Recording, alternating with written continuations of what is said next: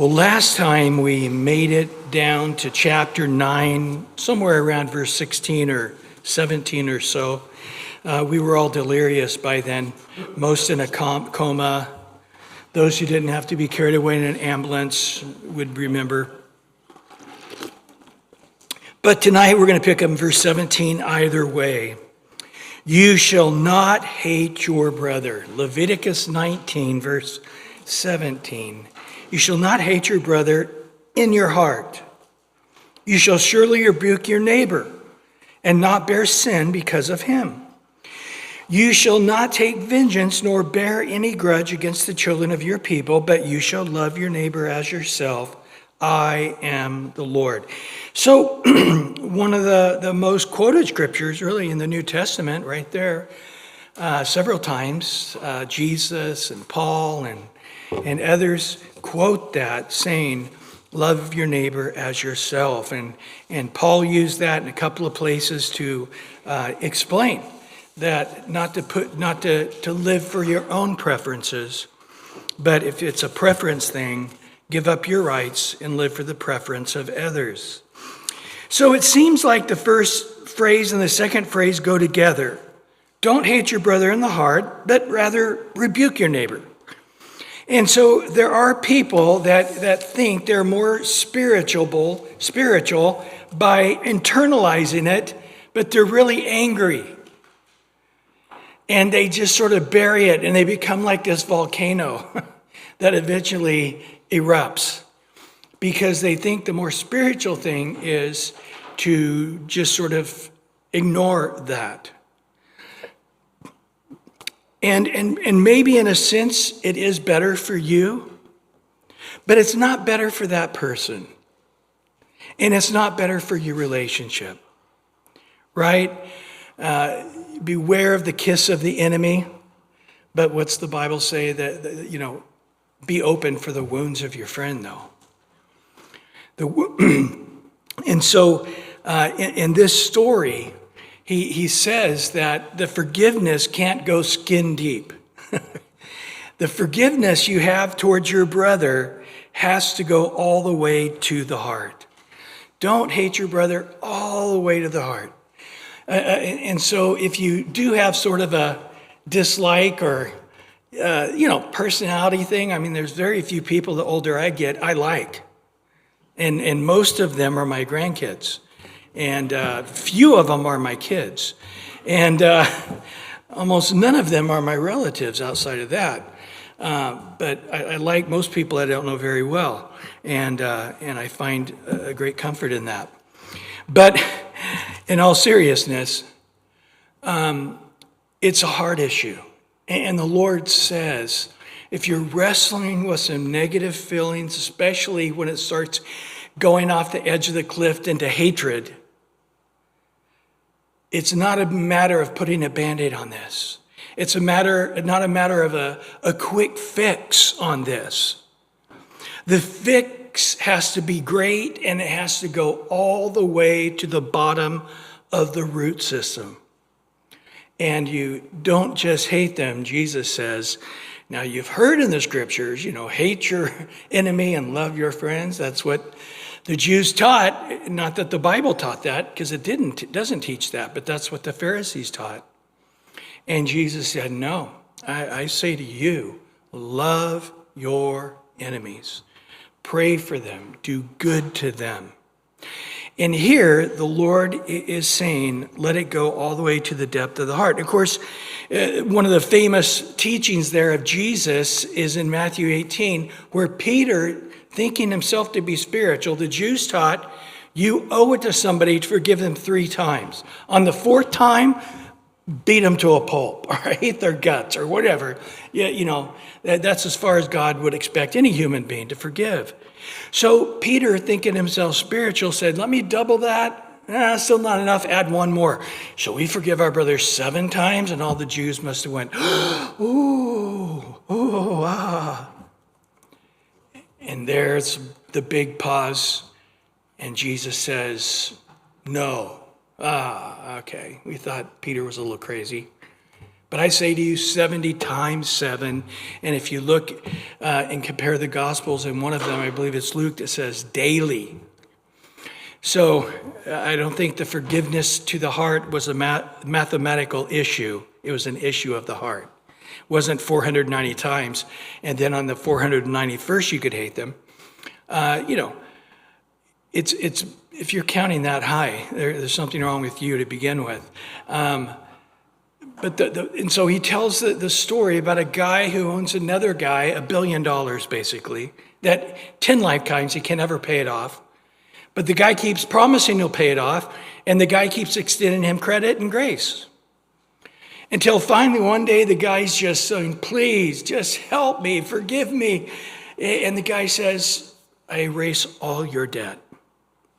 Now that guy gets up and finds a guy that owes him $1.50 and starts beating up the guy, shaking the guy, saying, give me my $1.50. And when he won't, he turns him over to the jailer who's going to jail him. This is what they did in those times. It never made sense to me. But he was going to keep him in jail until he paid the $1.50 back. And the servants that saw both scenarios went back and told the original master, or the original guy who forgave that guy $1 billion.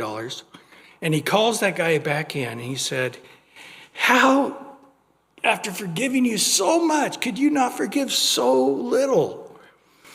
And he said, you know what? I'm not only reinstating the money you owe me it again, but on top of that, I'm turning you over to the torturers.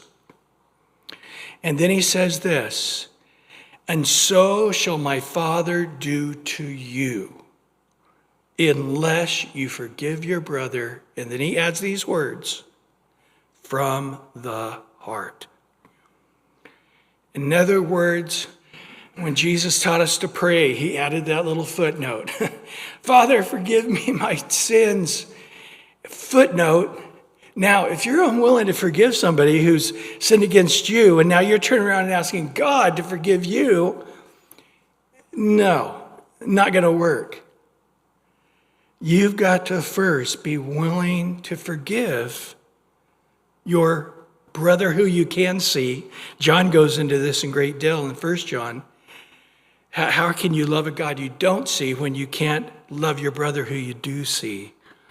And if you can't forgive him, then neither will God forgive you. Now, I don't think that's an actual theological statement, neither will God forgive you. But I do think it is God trying to emphasize the depths of whatever man did to you. It is nothing in comparison to what you have done to God. Right? And this is the point. But you shall rebuke your brother. Don't internalize it and get upset and stew on it and blow it out of portion. You know how that works? And there is, you're getting ready to fall asleep in the courtroom of your mind. You're the prosecutor, and you're the judge, and you're the jury. And you're prosecuting a perfect crime, and the judge is up there shaking his head, which is you, going, wow, brilliant. And all the jury is going, this is a slam dunk case. And then in your heart, they're guilty. They're so horrible. And you just stew on that. And Paul said in Ephesians 4, don't let that happen. Don't let the sun go down on your anger, lest Satan get in there and get a foothold. And he allows that little tiny speck in your brother's eye to cause you to have a log in your own eye and cause you to go down a very dangerous road of bitterness. You know, what do they say that bitterness is? It's where you pour your enemy a cup of poison and then you drink it. That's what bitterness is. Because it's killing you. And there are times where the other person has no idea. I said what? I did what? It offended you? How? And they're just so willing to ask for forgiveness and change, but that person has just let this thing go on and build and build. Well, in Proverbs 27:6, faithful are the wounds of a friend, but the kisses of an enemy, enemy are deceitful. Proverbs 27:17 of the New American Standard. As iron sharpens iron, so one person sharpens another. And what happens when you sharpen iron? Things heat up and sparks fly. But it's after the fact, when things cool back down, after that heated, sparky argument, that things are sharper. And then he says, you shall not take vengeance. So as you've been stirring this in the corners of your mind, in the recess of your mind, and you have found this person guilty to the high crimes and misdemeanors, and he deserves the death penalty or to lose an eye or be beat up or whatever happens in your brain, you can't act on it. See, this is the big problem today. People think, and this is the whole generation, and I didn't see it coming, but whatever I think in my brain is legitimate. Okay? And I'm sorry, it's just not that way. I suppose there have been people throughout history that have thought about having sex with another same-sex person or an animal or their own mom or whatever. I'm sure there's all kinds of weird, perverted thoughts that have been in the hearts of men throughout history. But nobody ever considered acting on them. And in most cultures, such things were a crime and a severe crime. And of course, today, if I think I'm a girl, then I'm a girl. And I'll just go right into the girls' bathroom. This is insanity. Well, I'll tell you what, there's a big difference between being angry at somebody and then acting on that anger. Have you ever had somebody really do something selfish on the freeway and almost cause you a wreck, especially if you have your kids or your grandkids in the car, and you can get very, very angry? Or it's amazing. If somebody flips you off, they just lift a finger. Now, if you lifted that same finger in Europe, they wouldn't even know what it means. It's two fingers backwards. That's the flipping somebody off signal.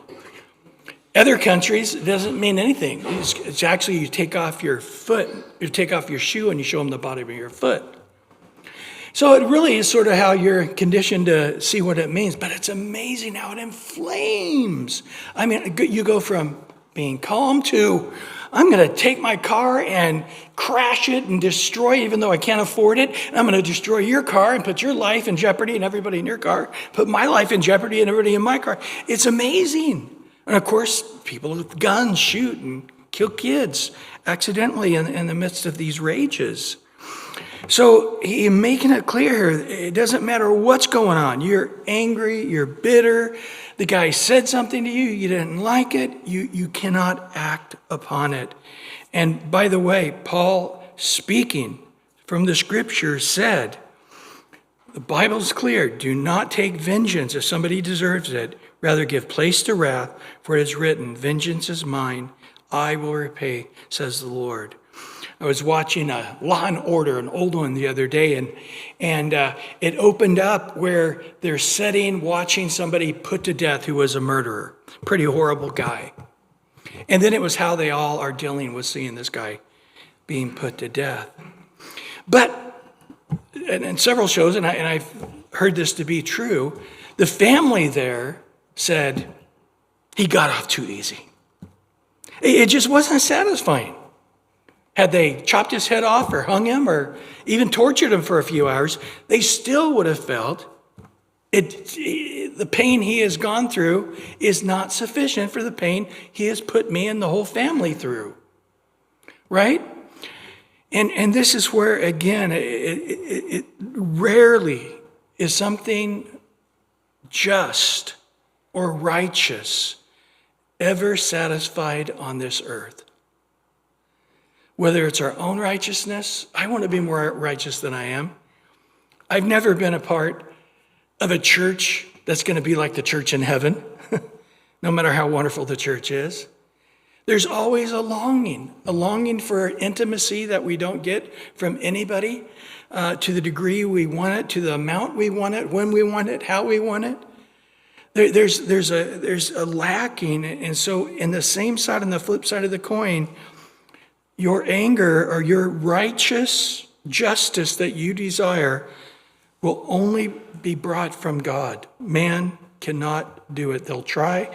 They need to do it. We're going to talk about capital punishment here in a minute. And then he says, do not bear a grudge. And this is why the Bible is unique. Every religion has a golden rule, so to speak, but all of them are in the negative. Don't hurt others so they don't hurt you. Don't badmouth others so they don't badmouth you. Only in the Judeo-Christian ethic does the Bible say to go on the offense. Do. The Bible says if your enemy is hungry, go feed him. You see that somebody that hates your guts, you do the offensive thing. I know he's hungry. I know his family's hungry. And he's probably suffering because he's such an evil man, and that's why I hate him. But it doesn't matter. I'm not judging him. Vengeance is God's, not mine. And I'm going to go feed him. I'm going to do good to him. I'm going to bless him. If he's thirsty, give him to drink. Don't be overcome by evil. Overcome evil with good. So the reality is this, guys. If we are taken down in some horrible sin, it will probably start with your heart getting angry, turning into bitterness towards somebody else. That's just the reality. In AA, that's the first thing they teach. If you get bitter at somebody, that's the really slick slide to go back onto drugs or alcohol or whatever. Paul says, be angry. It's not a sin to be angry. As a matter of fact, it's a sin sometimes not to be angry. If somebody got raped or a child got kidnapped and you're not angry, there's something wrong with you. You should be angry. But don't sin. Do not let the sun go down on the wrath, and don't take vengeance yourself. Now, I will say, if you're a civil servant, then you have to have a punishment fitting the crime, and it has to be done speedily. If you do not punish crime, you will destroy the society. So if a society all of a sudden says rape is not a crime, the society will stop existing within a generation. If they say stealing is not a crime, which they're almost doing here in California, Newsom did everything he could to stop it, but what was it, 78% of California voted to punish crime. Wow. What a breakthrough we had. If you still under $950 now, you could go to jail. Yeah, insanity. We have been run by the St. Asylum, and he's a good-looking guy, and his wife's very pretty, and he's a very smooth talker, but the guy is demon-possessed. That's on the good side of things, or he is Satan himself. But that guy, Newsom, is one evil person doing evil things, destroying a state with every type of wickedness and perversity one could do. And that's just my opinion. And it's all your opinion. Or you won't be here next week. But you shall love your neighbor as yourself, after talking about Newsom. But we still have to, again, turn the tables on whatever it is. And for us, we are to pray for those in authority. So do good to them, bless them, pray for them, do good to them in whatever way you can. And of course, Jesus teaches the story about the Good Samaritan. Because remember, the Pharisee asked him, well, who's my neighbor? I'm not going to do this good stuff to just anybody, but just a very select few. Now, I count my neighbor as only my neighbor on the right, or on those on my block, or, who do you count as the neighbor? And then, of course, Jesus tells the Good Samaritan story, and we all know that, right? And so you have all these religious people going by this guy beat up who's a Jew, because if they go near the guy who's injured and he dies, guess what? It made their 100-mile trip vain because it makes them unclean. As a Levite, as a priest, they become unclean, and now they go to Jerusalem, they can't participate because they would be unclean. So instead, they try to act like the guy who just got beat up and wounded isn't there and walks on by. But then a very wealthy Samaritan comes by. Now, no doubt, it had to go through his mind quickly. If the roles were reversed, would this Jew stop and help me, a Samaritan? I'm about 100% sure he would not be doing that. But I'm going to do the right thing. In essence, the Samaritan, even though this guy wouldn't lift his hand to help him, he was still a neighbor to him. And what do we find out about the guy? One, he did something very humbling. He walked and allowed this Jew to ride, which makes him look like the poor servant guy, and the guy on the horse is master. And then he travels a long ways with him. So it wasn't a quick fix. And then he gets to the inn, and that's where we find out he's very wealthy. Because he tells the innkeeper, take care of this guy, I'll pay whatever you need, however long it takes, and I'm going to come back by at some point when I'm done with business, but I'm in a hurry. I've already taken too much time up, and I'll pay you whatever you need. So he's a somebody, he's important, he's wealthy, and none of those things hindered him from being the quality person. So Jesus ends in Luke 10:37 by saying, so he who showed mercy on him. Jesus asked a question, well, who is the neighbor in this story? And Jesus said, go and do likewise. The man said, the one who showed mercy to him. And Jesus said, go and do likewise. Well, verse 19 talks about mixture of livestock, crops, and fabric, which is really sort of a metaphor, if you would, to talking about the mixture in spiritual things. But you shall keep my statutes, in verse 19. You shall not let your livestock breed with another kind. You shall not sow your field with mixed seed, nor shall a garment of mixed linen and wool come upon you.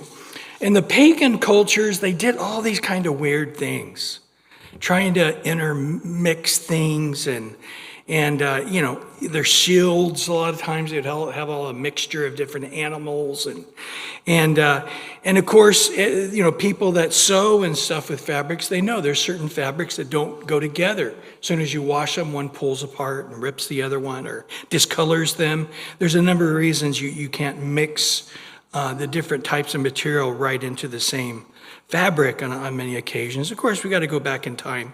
They didn't have a lot of the kind of fabrics we have today. But again, this is all a type to say, don't be like the pagans. Be different than the pagans around you. I was teaching this one time, and a very good friend of mine who was black, married to a Mexican gal, came up and said, man, you should have really qualified. People were looking at me, making me uncomfortable. And of course, there was many intermarried people in the service. And I'm like, what are you talking about? And he goes, yeah, he said, don't mix, I'm like, yeah, it's definitely not talking about that, but you're right, I should mention that. This is to the Israel, this is to the Jews. The Jews are told to only marry Jews. There's not a mixture there. But also, this is everything we go through in this chapter, he's saying, don't be like the pagans, don't be like the idolaters, don't be like the wicked people experimenting, doing weird, bizarre things. Don't be that way. Be different than the pagans around you. Well, verse 20 to 22 is the treatment of an engaged slave woman. Interesting. Whoever lies carnally with a woman who is betrothed to a man as a concubine, who has not at all been redeemed nor given her freedom, because she's a slave girl, for this there shall be scourging. But they shall not be put to death because she was not free. And he shall bring his trespass offering to the Lord to the door of the tabernacle of meeting, a ram as a trespass offering, a sin offering. Remember the difference between a sin offering and a trespass offering? A trespass offering typically had some kind of restitution with it. So there's some restitution that has to be made here. The priest shall make atonement for him with the ram of the trespass offering before the Lord for his sin which he has committed, and the sin which he has committed shall be forgiven him. Now, we're going to see more on this type of thing, okay? And it's interesting, in other similar types of things, the guy has to marry the girl. But here it didn't mention that, but I think we will see that mentioned at a later date in different scripture. But here, she was basically purchased, and it was in the works for the slave girl to get a bump up in society to become a concubine, not a wife, but a concubine of another guy. Now, in this society of the pagan world, slaves had less rights than a good cow, okay? They were like a piece of wood. They were not a person with any rights. And the fact that you were a slave, it's sort of like a blind person or some kind of deformed person, God smiting you, and this is the order that God has ordained, that you are here for whatever I want. And so to have sex with a slave girl in the pagan culture was no big deal. But again, what we're going to discover in the law is God is doing a lot of things out of concession, not out of his will. We're going to discuss that at one point. But you can only bend the branch so far without it breaking. And if he bends these guys too far, they'll just say, I'm not a Jew anymore, I'm out of here. I'm going to take me and my 1,000 relatives, and we're going to go do our own thing over here.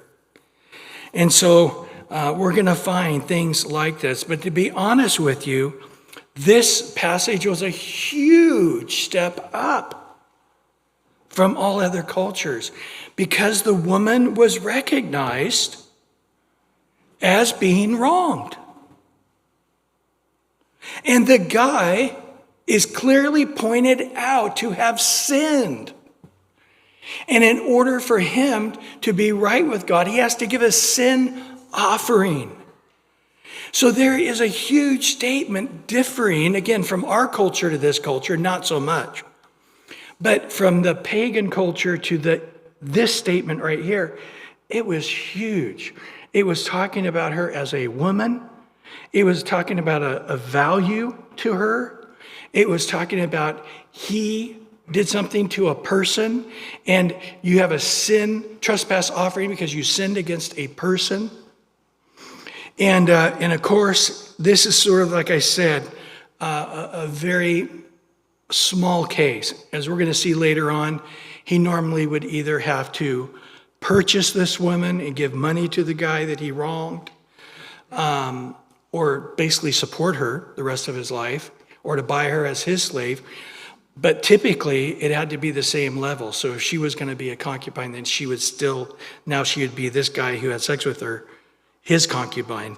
But like I said, this is sort of a real quick case, simply to show that the slave girl had value where in other societies was not the case. Verse 23 to 24, he's talking about planting orchards. Now this is interesting. When you come to the land and have planted all kinds of trees or for food, then you shall count the fruit as of the uncircumcised. I guess they didn't have a word to say not ready to be picked.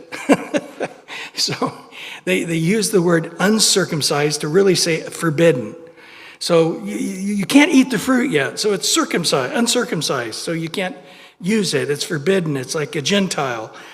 You can't touch it yet because it's a Gentile. It's uncircumcised. Sort of a weird Hebrew word there, if you ask me. But nevertheless, this is what it is. 3 years it shall be uncircumcised to you. It shall not be eaten. Then on the 4th year All its fruit shall be holy. Praise to God. But again, you can't eat it because the whole 4th year is like a tithe and an offering to God. But then in the 5th year, you may eat its fruit. It may yield to you its increase. I am the Lord your God. So again, in a lot of societies, and I've seen this close up, they literally destroy every tree in its first year because people are poor and they'll jump over the fence or they'll lower one of their little kids over and whatever little bit of fruit is there, they'll rip it and rip the plant and tear it up and it doesn't even have a chance to really grow. So he is saying here that the tree needs to be left alone.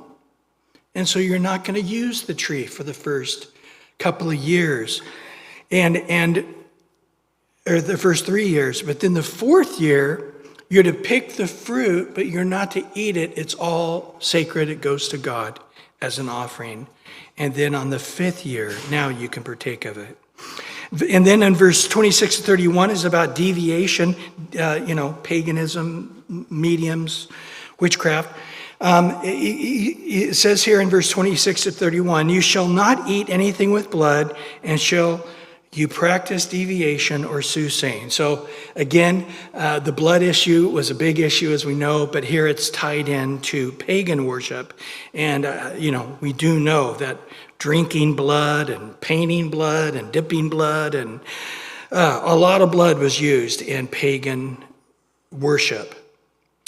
And it says in verse 27, you shall never shave around the sides of your beard, nor shall you disfigure the edges of your beard. So again, in paganism, they shaved their beard bizarrely and shaved up around the sides of their head. Have any of you guys seen any Viking movies? I think that's what they're talking about there. And in verse 28, you shall not make any cuttings in your flesh for the dead, nor tattoo any mark on you. I am the Lord.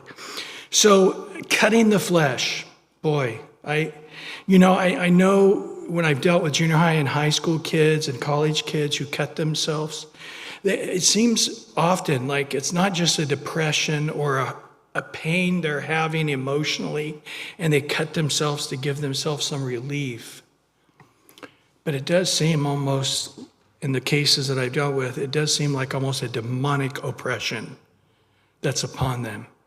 But yet, when they cut, that demonic pressure relieves when they cut themselves.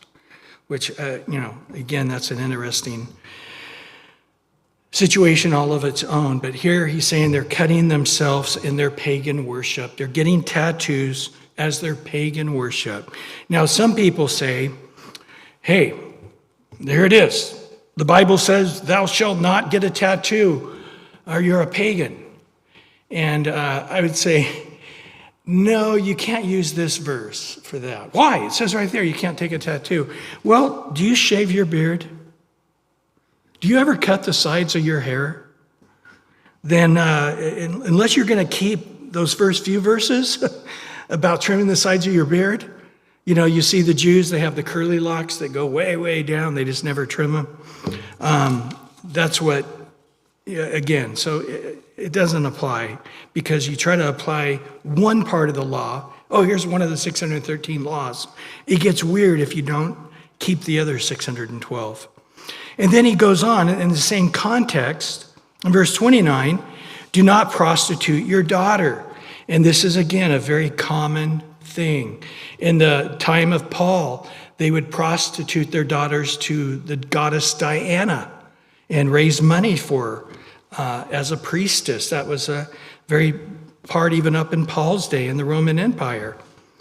But don't prostitute your daughter, cause her to be a harlot, again, sort of ceremonially for a season or a year, on their 15th birthday, they give themselves as a prostitute for the summer or whatever it is. Don't partake of any of these pagan things, lest the land fall into harlotry and the land become full of wickedness. Verse 30, you shall keep my Sabbaths and reverence my sanctuary. I am the Lord. So on the flip side of the coin, Don't honor these pagan things, drinking blood in their ceremonies, or getting your hair cut like the culture around you, or getting tattoos like the guys on your team at school, or your buddies at the bar, or whatever.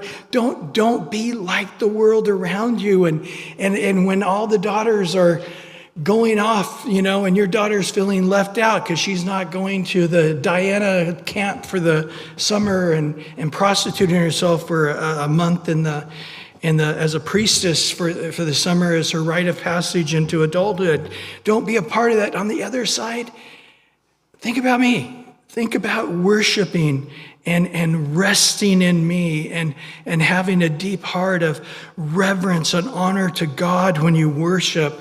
Why? No other reason. I'm your God. Give no regard, verse 31, to mediums and familiar spirits. Do not seek after them. Do not be defiled by them. Why? Because I'm the Lord your God. So don't go after mediums. And I would also say don't go after long or shorts, or, tall or short, medium or not. I mean, are you a medium or an extra large? I don't know. Don't go after any extra larges either. Anything to do with demonic spirits. And then we go on to the next verse here. Remember, King Saul did. He went and saw the witch of Endor. But in verse 32 to 37, you shall rise before the gray head and honor the presence of the old man and fear your God. I am the Lord. That's the memory verse for the church this coming week. Older I get, the more I like certain verses in the Bible, and this is one of them.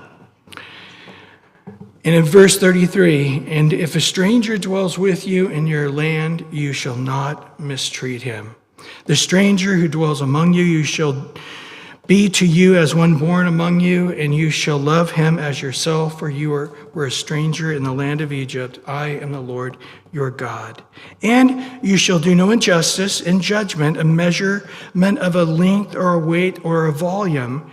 You shall have honest scales, honest weights, honest ephah, that's a dry measurement, or an honest hin. That's a liquid unit of measurement. So the ephah is the dry unit of measurement.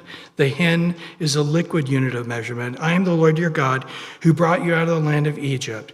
Therefore you shall observe all my statutes and my judgments, perform them, and I am the Lord. So you look at it, the thing these people have in common is they're in a position of weakness. As the person gets older, and they are in a place of weakness, dependence upon others, rather than not honoring them, honor them, stand up in their presence, give them honor, even though they are in a less valuable place, a weakened place. And then also a stranger. There you go again, a foreigner. He's in a disadvantaged situation. And then the next person is everybody who has to buy. Right? You're trusting that the shopkeeper or the person at the market is using an honest scale. And it's just, even though you sort of wonder, that doesn't really feel like a pound to me. But, that's what the scale said. Do I take time to see that, to question the guy, upset him, and can't really come back here anymore? And he's just saying, you guys could take advantage of people all day with monkeying with the scales. Boy, that's a big deal to God. In Proverbs 11:1, dishonest scales are an abomination to the Lord. Wow. But a just weight is his delight. Proverbs 16:11, honest weights and scales are the Lord's. All the weights in the bag are his work. It's interesting when you think about that. Later, he's going to talk about moving the fence line.